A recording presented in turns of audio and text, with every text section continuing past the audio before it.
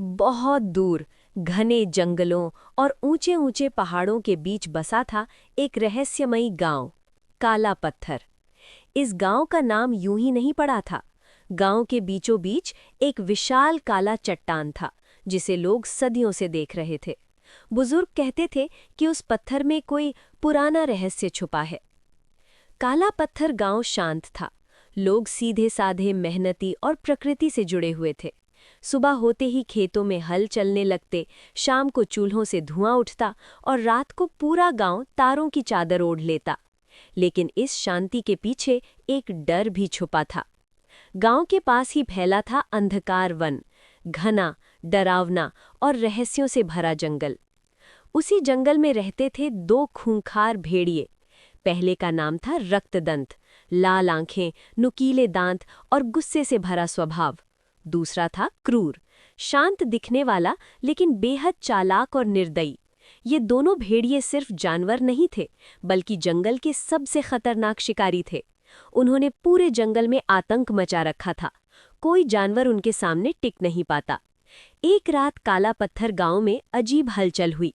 मुर्गियां गायब होने लगीं, बकरियां लहूलुहान हालत में मिलने लगीं। गांव के चौकीदार भैरव ने लोगों को चेताया, ये साधारण जानवर का काम नहीं, ये भेड़िए हैं। डर पूरे गांव में फैल गया। बच्चों को घर से बाहर निकलने से मना कर दिया गया। दरवाजे जल्दी बंद होने लगे। अंधकार वन में काले पेड़ों के बीच रक्तदंत बोला, अब शिकार कम हो गया है, गांव की ओर बढ़ना होगा।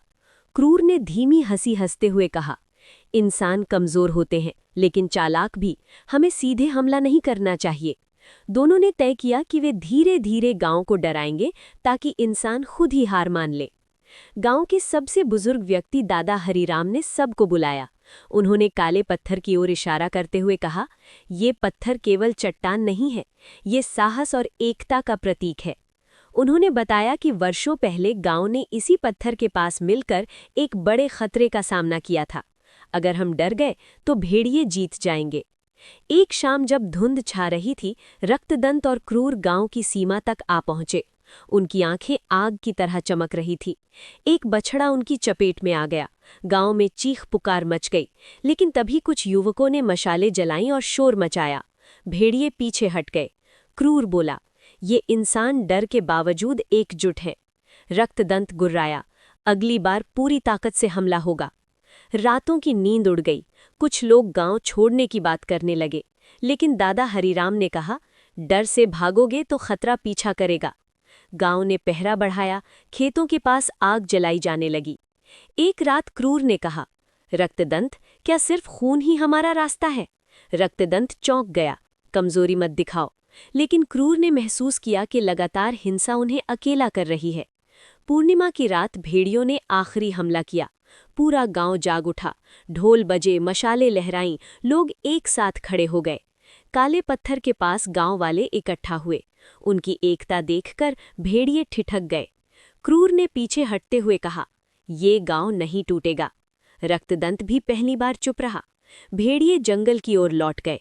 उन्होंने गांव को दोबारा नुकसान नहीं पहुंचाया। काला पत्थर गांव बच गया, डर से नहीं, एकता और साहस से। सीख, असली ताकत हिंसा में नहीं, समझदारी में होती है।